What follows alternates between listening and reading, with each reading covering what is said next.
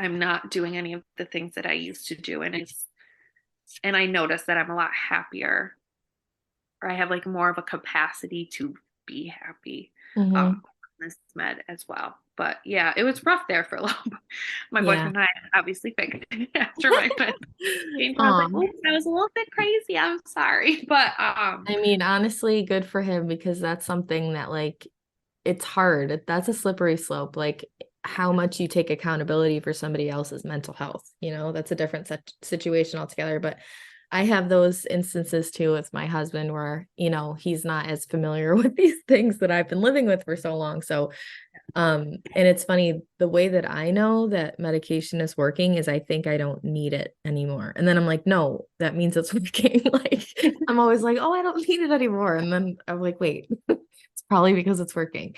But yeah, that's funny that we're on the same one. I mean, it's not funny, but it kind of shows. Maybe if you're listening and you're like, um, and it's safe for pregnancy if you are curious. So, yeah. um, yeah, so that's really good that you have, all these things in place to help you. So when you're moving forward into, I think one of the biggest things that I want to take away from this discussion is how you approach other people with it. So the conversation about like work, is that something that you're going to actively try not to talk about, or is it something that you're learning to have a part of? Like, how are you approaching it? I think that's a good question, and I think that it depends Hmm. really on the person that I'm interacting with. Yeah, for sure. I do think that I do think that I should be allowed to talk about it. Right. Like I feel like it's not I Hmm. feel like the stigma around it is unfair because I Yeah. I I think, in the ways that OCD might make me um a little bit more difficult to work with like the schedule structure and things like that. I think that's also an asset that makes me a really good teacher. Hmm. So, I think I'll just be a little bit more cautious about who I'm sharing it with, and if I trust that person, um, then I have no problem talking about it because I think it should be talked about more, Hmm. honestly.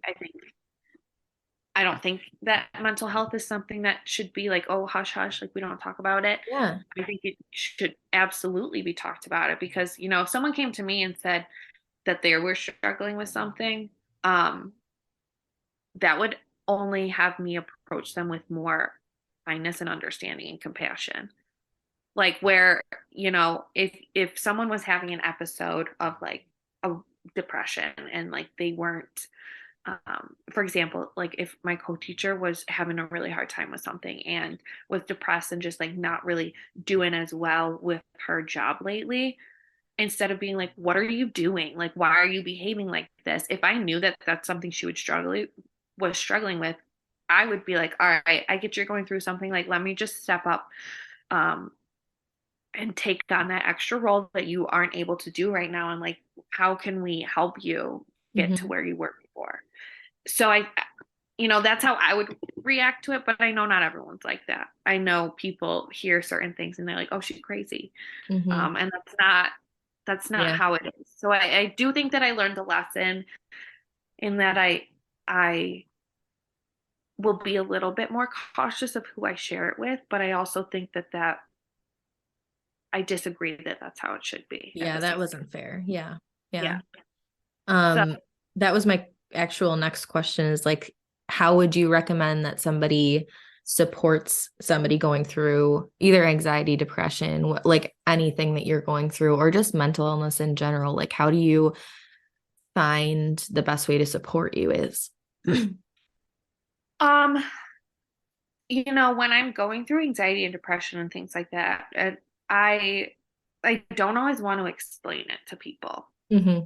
Um, and so I think that if you know someone in Hmm. your life who has anxiety or depression, I think, it would be helpful for you if you know nothing about it to do some research Yeah. and and get educated on it yourself Hmm. so that that person who's going through it isn't in charge of educating you Yes. because Yeah. that's just another thing on their plate that they might not want to do and they might not have the time for. And if I'm in the middle of an anxiety attack and I have to like be telling someone exactly what to do, like I'm just going to get more anxious and I'm just going to get more Yeah. I'm just going to want to isolate myself more. So I think it's important that if you're not familiar with mental health and these things, to take the initiative to do that research yourself and understand that there's different ways that everything presents itself, Mm-hmm. and you know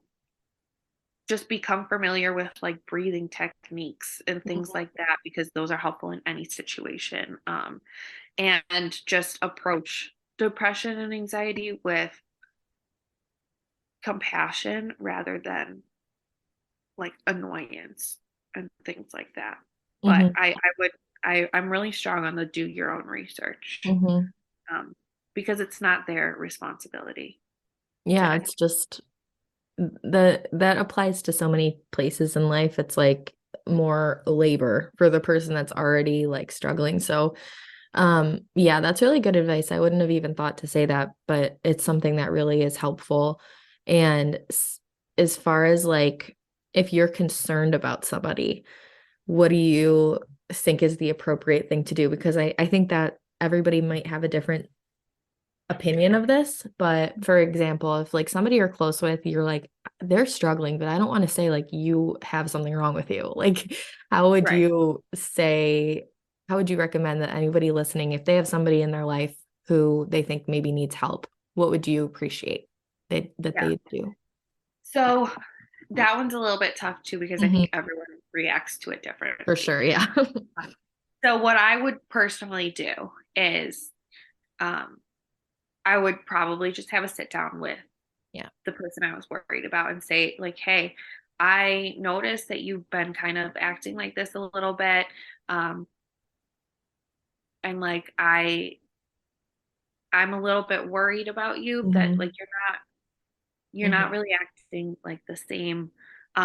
Like what can I do to help? Yeah. And then, a lot of times that might prompt them to open up, and then you can casually start the like, well, have you ever considered talking to someone about it? Like there's lots of things, like even with the OCD, my therapist mentioned a support group. I had never even thought of a support group. Yeah. And so that was something I looked into too. I just think that I don't think you should go in and say like you're acting different, you're acting weird, you're not as fun. Like I think you Yeah. should say like these are the things that I've noticed, Yeah. and I want to make sure you're healthy and you're doing okay. Like what can I do to help you? Is a really good way to approach it. And then if they're open to that, then say like, well, have you considered talking to someone? Like this is my experience with it. It's really helped me. Maybe it could help you. But don't get angry if Yeah. they don't Yeah. have a reaction that you want. Just say like, Yeah. okay, I understand Being if you. a safe place to talk, and just opening the door, even if they don't respond the way that you would have liked, or if they get like annoyed or angry or upset, like they'll always know that you are there and you do care. Mhm. And something I wanted to also just mention, since we're talking about mental illness, like there is such a stigma around all of these things, but also like if depression and like suicidal ideation is getting serious, that's something so many people shy away from. And I want to take the time to kind of say that you can't shy away from those conversations. And something that I thought when I was younger, like young, when I first got introduced to this, is like, if you talk about that, it kind of gives the idea, like, are you feeling this way? Is such an important thing to just come out and say. Are you feeling like you want to hurt yourself or hurt somebody else? Like when I was younger, I thought that was giving an idea or saying, like bringing it into the conversation was a bad thing. But if you are concerned about somebody who is depressed or appears depressed or are saying things, go and say something. Like I can't emphasize that enough. Like you have no idea what people are going through. I mean, I could talk about this forever, but even like you, and I wanted to mention this. So when we met, it's funny. I talked about this before. I think maybe it was on TikTok, but like the way that you see other people is so different from what they really are sometimes. Like I just remember feeling like kind of nervous around you. Like, I don't know. Like I don't know. I wanted to just be like cool. Like I wanted to be fun and somebody that you liked. And I didn't feel like, but that's all internal. And like, so you can look at other people and be like, oh, they, have no idea, or they are too cool for me or whatever. But everybody really is a person with blood running through their, like, we are all Yeah. the same, when you get down to it. So that was just like a funny example that, I mean, I didn't think that you acted that way. That was Right. how I perceived it, that like you were cool. I was like, oh, I want to be your friend. Okay. So, but now like you're sharing all of this and it's like, wow, we really all do have things the same. We all do struggle. And, so anyways, back to what we were saying is just approach the person with kindness and understanding and just open the door and don't be afraid to have those tough conversations or come out and just ask a question if you think it's that serious. And I Because would say too, like if it's a close friend that you're comfortable with and you're really feeling like, they they are in a deep depression and they might consider hurting themselves. Um, I have personally done this. I have forced myself uh to like they didn't want company. Too bad. I'm coming over. We're having a yeah, sleepover. We're yeah, having pizza. Like if yeah. I would encourage you to not really leave them alone Mhm. like that. And like my best friend, her father had passed away, and so she was really having a hard time with it and she didn't want to see anyone. And I asked her a few times and I was like, okay, I'll respect that space. But in my mind, I was like, okay, but if it gets to this certain day and she's still not seeing anyone, I'm coming over. And Mhm. so it got to that certain day. I texted her. Um, she didn't want to see anyone. I said, okay, well, I'm coming over. I'm bringing cookies. This is what we're doing. And like, sorry, you don't really have a Oh, choice. yeah. And when I was there with her, she was like, thank you for doing this. Like this actually made me realize that it helps me feel better. Yeah. And so I think, I wouldn't do that with maybe strangers that you don't know too Yeah. well, Yeah. but like if it's a good friend of yours and you are that concerned about them and they're just dismissing every opportunity, uh, make it a fun opportunity, Hmm. but it's not a choice anymore, Yeah. It's tough. unfortunately. It's Yeah. definitely tough because, like we kind of talked about before, like taking on somebody else's mental health issues is like a whole struggle in itself. And it's like that labor thing. Like, are you able to take that on? Like, you know what I mean?